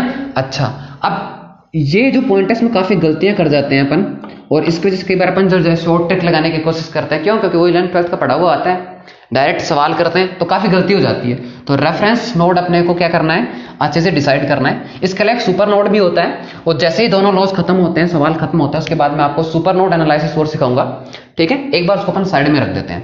तो decide the reference node, reference node का मतलब क्या है, रेफरेंस नोड को अपन क्या मान लेंगे, 0 वोल्टेज पे मान लेंगे भाई। कितने पे मान लेंगे, 0 वोल्ट पे मान लेंगे, और जितनी भी वोल्टेज जो डिफाइन करेंगे वो उस नोड के अबाउट करेंगे। जैसे अगर मैं बी को क्या मान लेता हूं, रेफरेंस नोड मान लेता हूं, तो ये वी बी कितना हो जाएगा, 0। अगर मैं इसको क्या मान लेता हूं, रेफरेंस नोड मान लेता हूं, तो रेफरेंस नोड मानने का मतलब क्या है कि यहां पे वोल्टेज हो गया 0। अब जो यहां पे वोल्टेज निकलेगा ना एक पॉइंट पे, वो इसके अबाउट निकलेगा, इसके अबाउट निकलेगा। मतलब ये 0 पे, तो ये इसके कंपैरिजन में कितना हाई है। जैसे अगर वी 5 वोल्ट आया, इसका मतलब क्या हुआ कि ये जो नोड है ये इससे 5 वोल्ट ज्यादा है, क्या है, 5 वोल्ट ज्यादा है। अच्छा, अब बात ये आती है कि अपन रेफरेंस नोड बताएं किसको, रेफरेंस नोड बताएं किसको, मेन तो चीज ये है, ठीक है।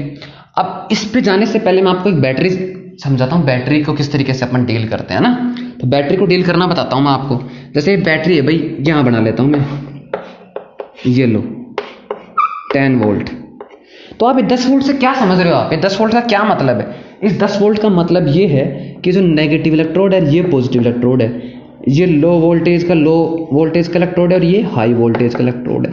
तो 10 वोल्ट क्या है? इन दोनों के बीच का डिफरेंस है। मतलब आपने नेगेटिव वाले को अगर 0 वोल्ट माना तो ये कितना हो जाएगा? 10 वोल्ट। अगर मैंने नेगेटिव वाले को कितना मान लिया? -5 वोल्ट मान लिया, तो ये कितना होगा? 10 होगा 5 होगा? 5 वोल्ट, क्योंकि देखो -5 से 5 के बीच में डिफरेंस कितना गया? 10 आ गया।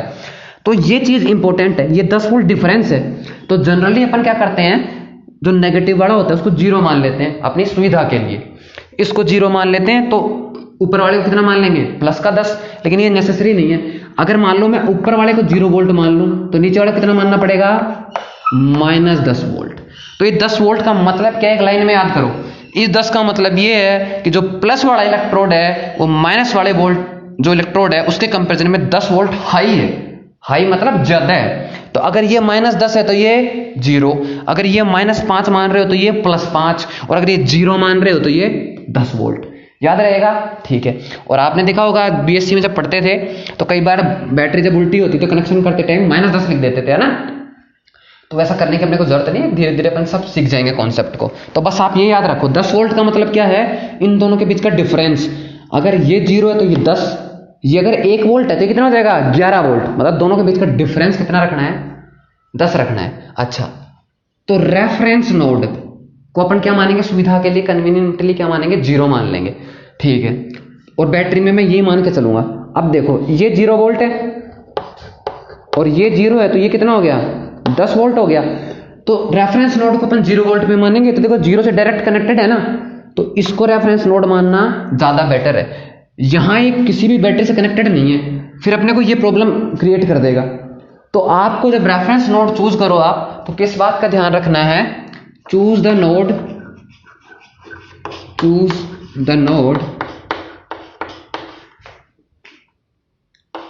As reference node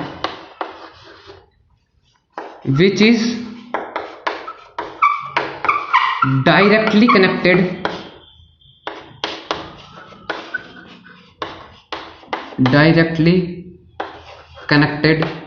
to negative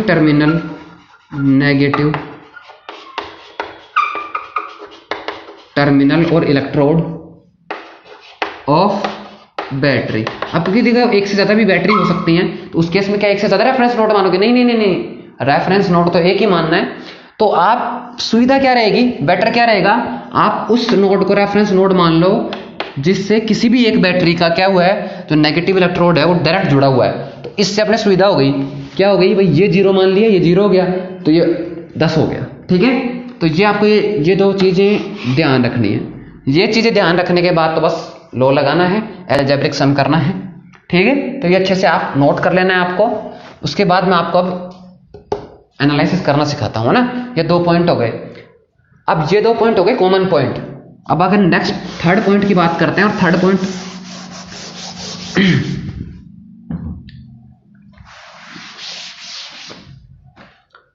third point क्या है? क्या कर रहे हैं? Junction analysis, node analysis. तो इसमें क्या कह रहा है? ब्रांच में से करंट मानना अपने को। हर ब्रांच में से जितनी भी ब्रांच है अपनी, उन सब में अलग अलग करंट मान लो। क्या मान लो? सब में अलग अलग करंट मान लो। जबकि लूप या मैश एनालिसिस में क्या करना है?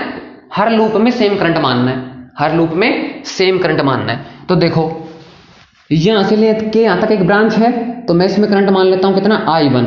अच्छा, डायरेक्शन मैंने आपको जब बताया था तब बताया था कि आप किसी भी तरफ मान सकते हो, ठीक है।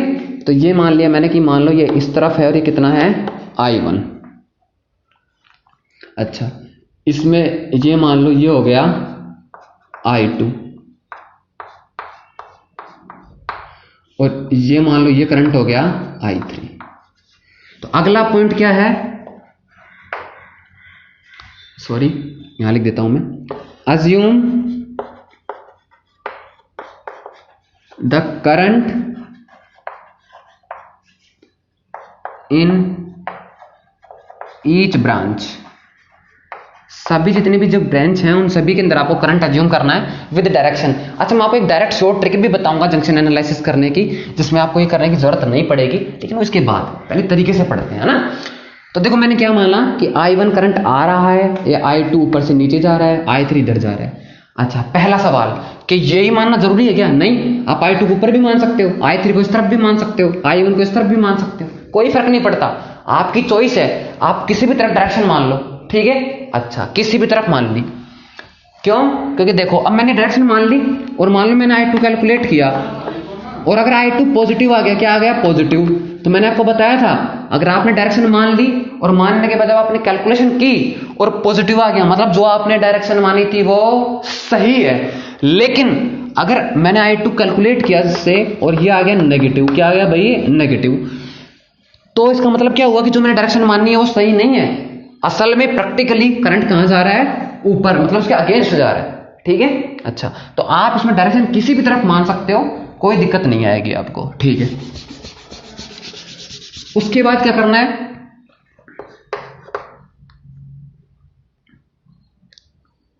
Apply KCL, Kirchhoff current law. KCL मतलब Kirchhoff current law for all nodes,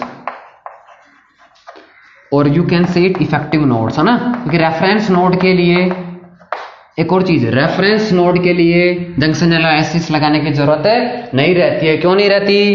क्योंकि ये तो ऑलरेडी 0 वोल्ट हो चुका है, ठीक है ना। रेफरेंस नोड किसको मानोगे?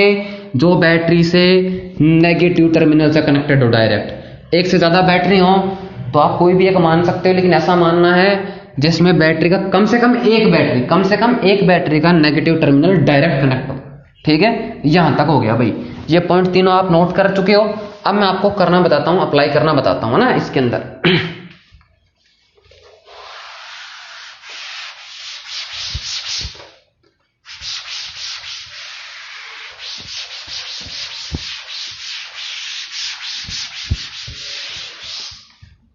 देखो, तो इसके लिए तो करने की जरूरत है ही नहीं, इसके लिए करने की जरूरत है तो क्या करते हैं? आने वाले करंट जाने वाले करंट के बराबर। तो आया करंट कौन? I1, जा कौन रहे हैं? I2 I3। तो आने वाले करंट जाने वाले करंट के बराबर, ठीक है। या फिर दूसरा तरीका क्या था कि आप आने वाले करंट को पॉजिटिव लिख रहे हो तो जाने वाले करंट को नेगेटिव लिख लो, और अगर आने वाले को नेगेटिव लिख रहे हो तो जाने वाले को पॉजिटिव लिख लो। तो दूसरे तरीके से अगर लिखते हो तो क्या? आने वाला करंट I1 पॉजिटिव, जाने वाले करंट 2 है, बराबर 0। ये बताओ डेफिनेशन से आया नहीं आया? अलजेब्रिक सम हुआ नहीं हुआ? अच्छा, इससे भी यही आ जाएगा। देखो इन दोनों का इधर जैसे ही आप क्या करोगे, राइट हैंड साइड से लेफ्ट हैंड साइड में लेके आओगे तो पॉजिटिव नेगेटिव बन जाएगा, तो इससे भी यही आ जाएगा भैया ना। तो ये तो अपने बच्चों की डेफिनेशन हो गई, आने वाले करंट जाने वाले करंट के बराबर। अरे ये अपनी थोड़ी सी भाई पढ़े लिखे वाली हो गई है ना, अलजेब्रिक सम, ठीक है। अच्छा, ये हो गया। अब करंट, ये तो हो गया अपना केसीएल अप्लाई हो गया। नेक्स्ट क्या करना है? Use Ohm's law to write the value of current,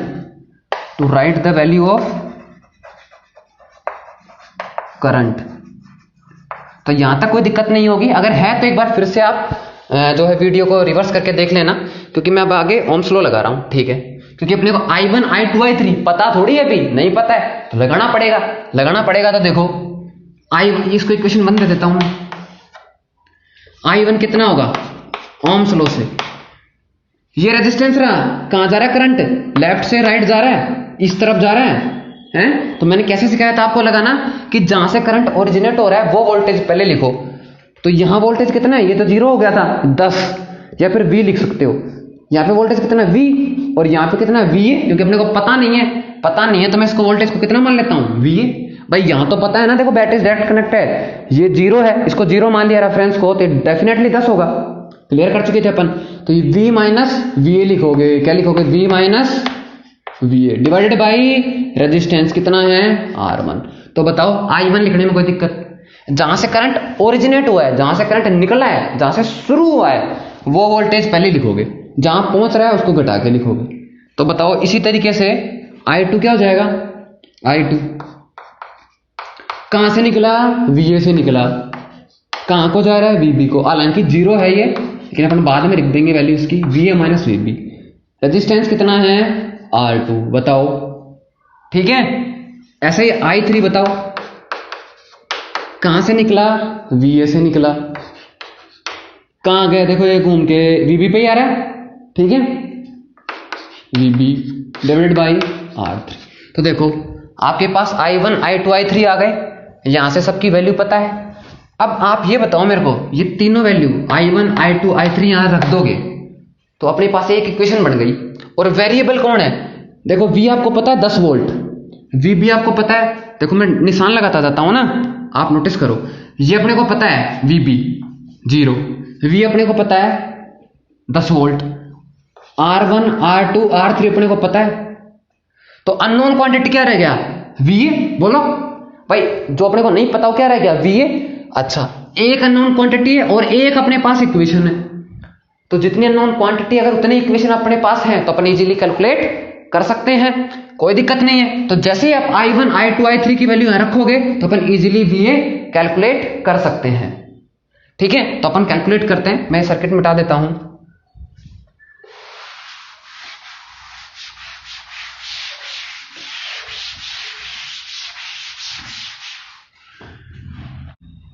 ठीक है, अब अपने क्या करना है, I1, I2, I3 की वैल्यू KCL की जो फर्स्ट इक्वेशन है इसके अंदर रखना है, ठीक है।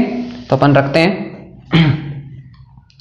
I1 की जगह V minus VA divided by R1 minus I2, ये रहा VA minus VB divided by R2, I3 minus I3, तो I3 वो रहा VA minus VB divided by R3 equals to 0। अब आपके पास जो जो वैल्यू है वो रखते जाओ, ठीक है, रखते हैं।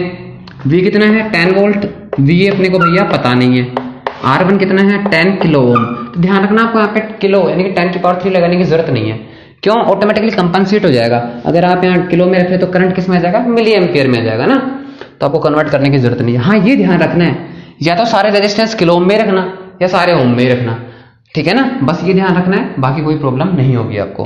करंट किस में जाएगा, मिली एम्पियर में, तो कोई इशू नहीं है। माइनस VA कितना है, अननोन है, पता नहीं है, VB 0 था, R2 कितना था, वही 10 किलो ओम, ठीक है, माइनस VA पता नहीं है, R3 कितना था 20 किलो ओम इक्वल्स टू 0, ठीक है। अच्छा, तो अब यहां से ये हो गया 10/10 means 1 minus VA divided by 10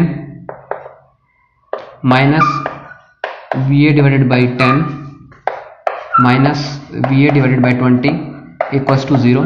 तो यहां से अपन LCM ले लेते हैं, तो LCM आ जाएगा अपना 20, तो यहां कितना आएगा ऊपर 20, यहां पे 2, 2 एंड 1, तो क्या 20 minus 2VA minus 2VA minus VA and equals to 0, हो गया 2, 2, 4 एंड अनदर 1, सो माइनस का 5VA है ना। तो ये कितना हो गया अपना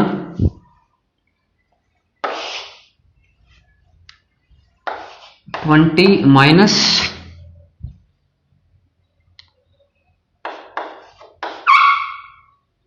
5VA, ठीक है। अच्छा, क्रॉस मल्टीप्लिकेशन करूंगा तो 20 इधर जाएगा तो 0, तो इसको मैं कितना लिख सकता हूं, लाइक दिस।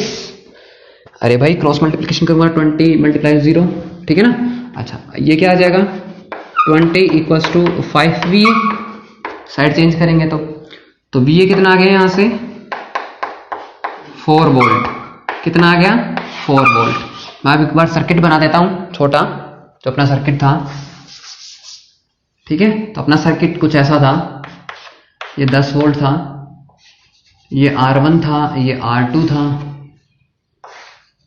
ये R3 था ना।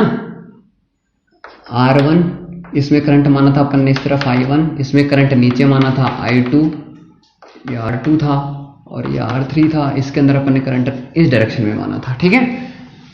ये पॉइंट B था जो 0 वोल्ट पे था, तो ये पॉइंट जो VA था ये कितना आ गया अब अपना 4 वोल्ट, कितना आ गया 4 वोल्ट। तो एक ही अननोन क्वांटिटी थी, वो क्वांटिटी अपनी आ चुकी है, तो अपन easily I1, I2, I3 calculate कर सकते हैं। देखो यहां देखो V कितना 10 माइनस VA कितना है 4, 10 माइनस 4 6 डिवाइडेड बाई R1 कितना था 10, तो कितना आ गया 0.6।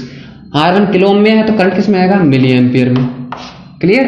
I2 देखो VA कितना आया 4, VB कितना था 0, R2 कितना वही 10 किलो ओम, तो कितना आ गया ये 0.4 मिली एम्पियर, क्योंकि ये किस में है किलो ओम के अंदर था ना। ऐसे ही यहाँ पे देखो VA कितना है 4, VB कितना है 0 डिवाइडेड बाई 20, तो ये कितना हो गया 0.2 मिली एम्पियर। ठीक है, तो तीनों करंट आ गए। अच्छा अब देखो किरचॉफ लॉ लग रहा है नहीं लग रहा। आने वाला करंट I1 0.6 आया, मतलब प्लस का ही आया, मतलब आपने जो डायरेक्शन मानी है प्रैक्टिकली उधर ही करंट फ्लो हो रहा है, मतलब करंट यहां से इस तरफ ही जा रहा है, यहां से इस तरफ ही जा रहा है। ठीक है, I2 देखो प्लस का ही आया, मतलब करंट ऊपर से नीचे ही आ रहा है। ठीक है, ऐसे ही I3 में भी करंट लेफ्ट टू राइट ही जा रहा है क्योंकि पॉजिटिव आया। करके देखो टोटल एडिशन, आने वाला करंट I1 कितना है 0.6 मिली एम्पियर, और जाने वाले करंट I2 I3 0.4 और 0.2। देखो जाने वाले करंट आने वाले करंट के बराबर हुए नहीं हुए, हो गए ना। तो ये हो गया अपना KCL अप्लाई करना। ये पहला क्वेश्चन था, सबसे सिंपलेस्ट क्वेश्चन था, जिसमें अपन ने एक ही पावर सोर्स यूज किया था। ठीक है, अब अपन कुछ और सर्किट सोल्व करेंगे जिसमें एक से ज्यादा पावर सोर्स होंगे। और ऐसे क्वेश्चन में अपन किस तरीके से जो है रेफरेंस पॉइंट डिसाइड करेंगे, किस तरीके से सवाल होगा, करते हैं।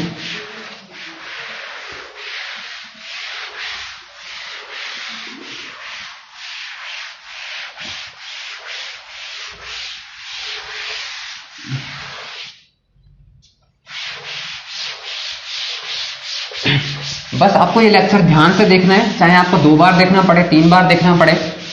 और इसके जितने भी मैं क्वेश्चन करवाऊंगा, मैं ज्यादा से ज्यादा क्वेश्चन करवाने की कोशिश करूंगा। वो सारे क्वेश्चंस आपको ध्यान से देखने और खुद से प्रैक्टिस करना है। सर्किट थ्योरी आ गई तो एनालॉग इलेक्ट्रॉनिक्स आ गई, कोई दिक्कत नहीं आएगी। ठीक है, ठीक है, अपन एक और सर्किट की बात करते हैं इस बार।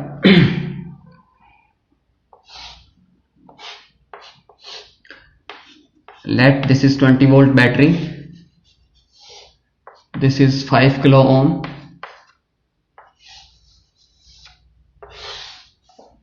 this is 10 kilo ohm, this is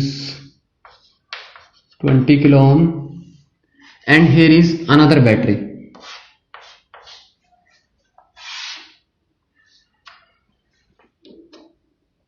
ठीक है, लेट 10 वोल्ट। ठीक है, अच्छा अब यहां से ये क्वेश्चन 2 तरीके से हो सकता है। इस बैटरी को मैं रिवर्स कर दूंगा ना, तो अगला केस में इसमें वो भी बता दूंगा। तो देखो सबसे पहला आपका काम क्या बताया था मैंने, पहला पॉइंट देखो, पहला पॉइंट क्या था, नोड को पहचानो, रिकॉग्नाइज करना है नोड्स को। तो ये रहा भैया नोड पहला ए, तो मान लिया यहाँ पे वोल्टेज VA। एक नोड ये रहा, तो इसको मान लिया VB। तो नोड रिकॉग्नाइज हो गए, पहले टर्म हो गई। दूसरा क्या था, रेफरेंस नोड डिसाइड करो। तो रेफरेंस नोड डिसाइड करने के लिए, रेफरेंस नोड का मतलब वहां पे अपन 0 वोल्ट मान लेंगे, और जितनी भी वोल्टेज फिर आएंगी वो उसके रेस्पेक्ट में होंगी। तो देखो कम से कम एक बैटरी का नेगेटिव टर्मिनल डायरेक्ट कनेक्ट हो, ऐसा पॉइंट लो तो सुविधा रहेगी, कन्वीनियंट रहेगा। तो देखो ये इस बैटरी कनेक्ट है, इसका भी कनेक्ट है, सिंपल हो गया, ये तो कोई दिक्कत ही नहीं आई। तो ये क्या हो गया, VB रेफरेंस पॉइंट हो गया, 0 वोल्ट आ गया, ये क्या हो गया, रेफरेंस नोड हो गया। अब आपको क्या लगाना है, थर्ड करंट अज्यूम करना है। सेकंड पॉइंट हो गया, assume the current in each branch. मैंने कहा था आप किधर भी किसी भी तरीके से जो है डायरेक्शन अज्यूम कर सकते हो। तो देखो जैसे मान लिया कि मैंने इसके अंदर इस करंट जो है, करंट इस तरफ जा रही है I1, इसके अंदर करंट नीचे आ रही है I2। ठीक है, इसके अंदर मान लो करंट मैं ऐसे मान लेता हूं इस तरफ आ रही है, ऐसे मैं समझ नहीं, मैं मेरे खुद के फायदे के लिए कर रहा हूं ना, आप किसी भी तरफ कर सकते हो, ये इससे कुछ फर्क नहीं पड़ता है। ठीक है ना। अच्छा तीनों करंट मान लिए, डायरेक्शन मान ली, तीसरा पॉइंट भी क्लियर हो गया। चौथा पॉइंट क्या था, अप्लाई KCL। केसीएल लगाओ। तो भैया केसीएल लगाओ, तो केसीएल क्या कहते हैं, आने वाले करंट जाने वाले करंट के बराबर। तो देखो आ कौन कौन से करंट रहे हैं यहाँ, I1 आ रहा है, I3 आ रहा है, जा कौन सा रहा है, I2। तो I1 plus I3 equals to I2। या फिर दूसरा तरीका क्या है, आने वाले करंट पॉजिटिव तो जाने वाले करंट नेगेटिव। आ रहा है करंट I1 पॉजिटिव, करंट जा रहा है I2 तो नेगेटिव, I3 भी आ रहा है तो पॉजिटिव, इक्वल टू 0। और देखो ये इससे भी ये इक्वेशन आएगी है ना, एक ही बात है, ठीक है। तो अपने केसीएल की इक्वेशन आ गई, आ गई। अगला क्या है फिर, पांचवा पॉइंट, ओम्स लॉ यूज करो, है भाई, क्या यूज करो, ओम्स लॉ, ठीक है। I1 I2 I3 में ओम्स लॉ यूज करते हैं। तो देखो I1 की वैल्यू कितनी हो जाएगी, जहां से करंट निकल रहा है वो वोल्टेज पहले लिखनी है। तो कहां से करंट निकल रहा है, 20 वोल्ट से। देखो यहां से निकला ना 20 वोल्ट से, I1 कितना हो गया 20 माइनस, कहां पे पहुंच रहा है, VA पे, तो 20 माइनस VA। कौन है बीच में रेजिस्टेंस, 5 किलो ओम, ये लो, ठीक है। अच्छा I2 बताओ कहां से आए, VA से, कहां को जा रहे हैं, VB को। तो VA minus VB divided by 10 kilo ohm. अब देखो सारे किलो ओम में तो कोई कन्वर्ट करने की जरूरत नहीं है, करंट किस में आ जाएगा, मिली एम्पियर में, कोई दिक्कत नहीं है। I3 बताओ अब कहां से चला, मैंने इस तरफ से माना है, अगर इस तरफ से मानता तो VA माइनस 10 लिखता, इस तरफ से माना है तो क्या हो जाएगा 10 माइनस VA डिवाइडेड बाई 20, ठीक है, ठीक है। तो I1 I2 I3 तीनों आ गए, इन तीनों को उठा के कहां रख दो, इस इक्वेशन में रख दो। अच्छा VB है तो आपको पता ही है, अरे भाई VB तो आपको पता ही है 0, तो अननोन क्या है, VA, एक इक्वेशन है तो V आ जाएगा, और V आ गया तो वापस VA यहां रख दो, काम हो गया नहीं हो गया, हो जाएगा। तो उनको मैं इक्वेशन दे देता हूं, डिफाइन कर देता हूं। तो अपन इक्वेशन 1 में ही सारी वैल्यू रखते हैं भाई, रखे, रखो। तो I1 कितना है 20 minus VA divided by 5 minus का I2, ये लो भाई I2 VA माइनस VB, तो VAB तो 0 है ही, ये लो, plus I3 sorry 10 minus VA divided by 20 equal to 0। LCM लेना है, इजीली सॉल्व कर सकते हैं, VA अपना आ जाएगा, मैं कर देता हूं 20/5 मतलब 4 minus VA divided by 5 minus VA divided by 10 plus 10/20 का मतलब 1/2 माइनस ये VA divided by 20 equal to 0, ठीक है। एलसीएम कितना ले लें 20, तो यहां 20/4 20 इंटू 4 80 माइनस 20 एलसीएम में 4 जाएगा तो 4 VA माइनस 4 VA, यहां पे 2 तो माइनस 2 VA, 20 एलसीएम है, यहाँ पे 2 है तो 10, तो प्लस 10 20 है माइनस का VA इक्वल टू 0। तो क्या माइनस 4 VA और माइनस 2 VA और माइनस VA, 4 and 2 6 and 1 7, और ये हो गया 80 प्लस 10 90, ये 20 इधर जाएगा, क्रॉस मल्टीप्लिकेशन में 0 जाएगा। तो अपनी इक्वेशन की वैल्यू कितनी आ गई, यहां से यहां लिख लेता हूं मैं 80 plus 10 90 minus 4 and 2 6 and 1 7 VA equals to 0। तो VA इजीली आ जाएगा यहां से 90/7 वोल्ट, ठीक है। अच्छा, और अगर वैल्यू आप कैलकुलेट करते हो तो ये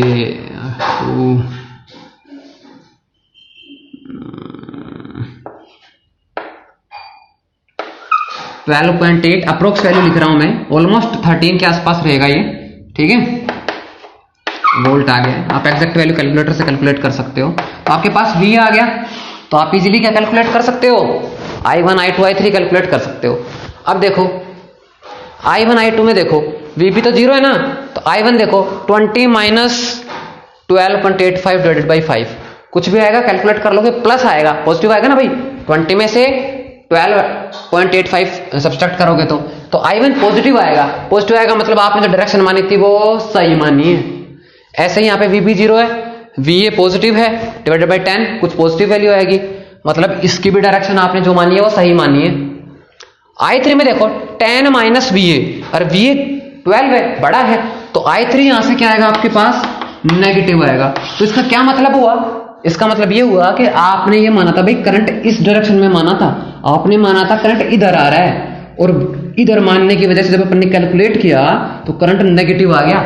इसका मतलब जो आपने माना था वो गलत मान लिया प्रैक्टिकली, मतलब वहां पे मान लिया तो ठीक है, प्रैक्टिकली इस सर्किट में अगर ऐसा कोई सर्किट जोड़ते हो तो उसमें करंट किधर जाएगा, इधर ना जाके किधर जाएगा, इस तरफ जाएगा। क्यों, जब अपन इधर माना तो करंट आया इतना, नेगेटिव आया।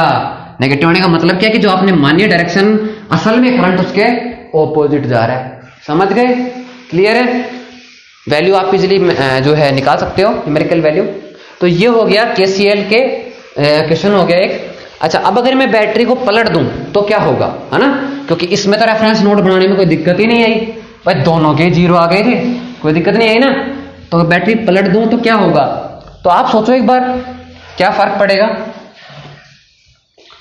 ठीक है, और बताओ, देखते हैं कितने लोग मेरे बताने से पहले जो है बता पाते हैं, है ना।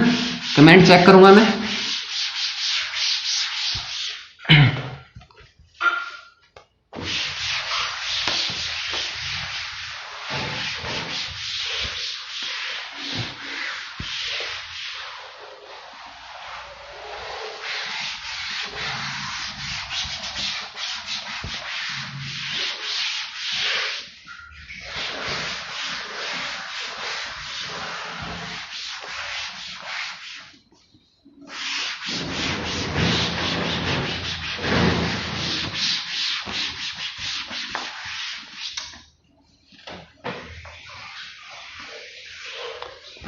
तो देखो इस बार मैंने क्या किया भैया, नेगेटिव टर्मिनल ऊपर और पॉजिटिव टर्मिनल नीचे, और ये 10 वोल्ट की बैटरी। तो पहली चीज कहती है नोड डिफाइन करो, नोड पता करो। तो ये VA और यहां वोल्टेज आ गया VB। फिर अगला जो पहला पॉइंट हो गया क्लियर, कोई दिक्कत ही नहीं आई। दूसरे पॉइंट है रेफरेंस नोड। तो अगर मैं इस बैटरी को देखो तो इसका नेगेटिव है, ये रेफरेंस नोड बन गया, लेकिन यहां देखो तो भैया इसका तो प्लस जुड़ा हुआ है। तो जो मैंने तरीका बताया था उस हिसाब से तो गड़बड़ हो जाएगी। तो उस हिसाब से अगर इस बैटरी को देखोगे तो ये रेफरेंस नोड हो गया, बोलो हो गया ना, ठीक है।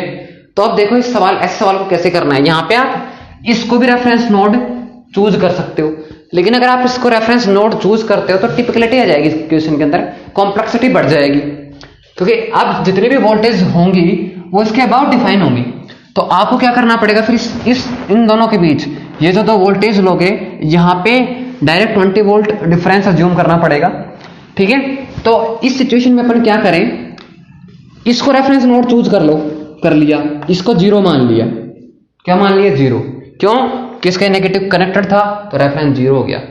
अच्छा, अब ये 0 हो गया तो यहां पे क्या फर्क पड़ेगा, ये देखो 0 से कनेक्टेड डायरेक्ट, कोई बीच में रेजिस्टेंस नहीं आया, कोई रेजिस्टेंस नहीं आया, मतलब कोई वोल्टेज ड्रॉप नहीं हुआ, मतलब यहां पे वोल्टेज सेम, ये 0 तो मतलब यहां पे भी 0। तो अगर ये 0 है, ये 0 है, तो ये कितना हो जाएगा ऊपर वाला, -10 वोल्ट। कितना हो जाएगा, -10 वोल्ट, क्योंकि मैंने बैटरी में आपको बताया था कि ये 10 वोल्ट क्या बताता है, दोनों के बीच के डिफरेंस को बताता है। ये बताता है कि पॉजिटिव इलेक्ट्रोड नेगेटिव इलेक्ट्रोड से कितना हाई है, कितना ज्यादा है। तो ये 10 वोल्ट है इनका डिफरेंस। तो अगर ये 0 है, क्यों, रेफरेंस नोड है, रेफरेंस नोड है मतलब 0 मानना ही पड़ेगा। तो अगर ये 0 है तो ये कितना हो जाएगा, -10 वोल्ट। तो अब बैटरी को लिखेंगे तो कैसे लिखेंगे, -10 वोल्ट लिखेंगे लिखते टाइम। अब छोटी क्लास में क्या करते हैं, टीचर डायरेक्ट बता देते हैं, माइनस आया तो डायरेक्ट -10 लिख के कर देते हैं, बच्चे अपन रट भी लेते हैं। लेकिन देखो अब 3-4 बैटरीज आएंगे आगे, जैसे जैसे सर्किट कॉम्प्लेक्स होगा थोड़ा टिपिकलिटी है ये, तो आप तरीका समझो, है ना। आपने जैसे इसको रेफरेंस नोड बनाया तो इस पे 0 हो गया, इस पे 0 तो इस पे भी 0 हो गया, इस पे 0 हो गया। इसका मतलब अब इसको कितना मानोगे इस इलेक्ट्रोड को? -10 मानोगे। कितना मानोगे? -10। क्लियर है? ठीक है, तो बस अब कोई दिक्कत ही नहीं है। I1 I2 I3 ऐसे ही रहने दो, कोई दिक्कत ही नहीं, ऐसे ही माने रख लो, है ना। तो वो तो देखो इक्वेशन तो यही बनेगी KCL की, तो I1 -I2, ठीक है। क्यों? I1 आ रहा है तो प्लस, जा रहा है वो नेगेटिव, I3 भी आ रहा है, इसको भी प्लस। ये तो वही इक्वेशन आ गई। फर्क क्या चेंज होगा? I1 I2 बदलेंगे क्या? नहीं बदलेंगे, सिर्फ I3 की वैल्यू बदलेगी। तो I3 कितना आ जाएगा? करंट कहां माना आपने? इधर से ओरिजिनेट हो रहा है, कितना है ये? -10। तो यहां लिखोगे -10 माइनस कहां पहुंचा? VA पे पहुंचा, -VA divided by R3। R3 अपना कितना था? 20 किलो। तो वहां पे अपन क्या लिख रहे थे? जब ये प्लस ऊपर था नीचे माइनस था तो ये तो 0 का था डायरेक्ट, उस केस में तो कोई दिक्कत ही नहीं आई। लेकिन इस केस में ये 0 है, ये 0 इसका मतलब ये कितने पे है? -10 पे। तो यहां से करंट ओरिजिनेट हो रही, तो -10 माइनस भाई जो ओरिजिनेट हुई वो वोल्टेज पहले लिख दिया, माइनस कहां पहुंच रही है? VA पे पहुंच रही है। तो I1 I2 तो बदलेंगे नहीं, I1 तो देखो इसमें वही रहेगा, कितना? 20 minus VA divided by R1 5 kilo ohm है। ऐसे I2 भी नहीं बदलेगा, I2 कितना रहेगा? 20 माइनस VA माइनस VB 0 है डिवाइडेड बाई 10 किलो ओम, और 10 किलो ओम बेसिकली R2 है ना। तो देखो I1 I2 तो वही है, सिर्फ I3 की वैल्यू बदल गई।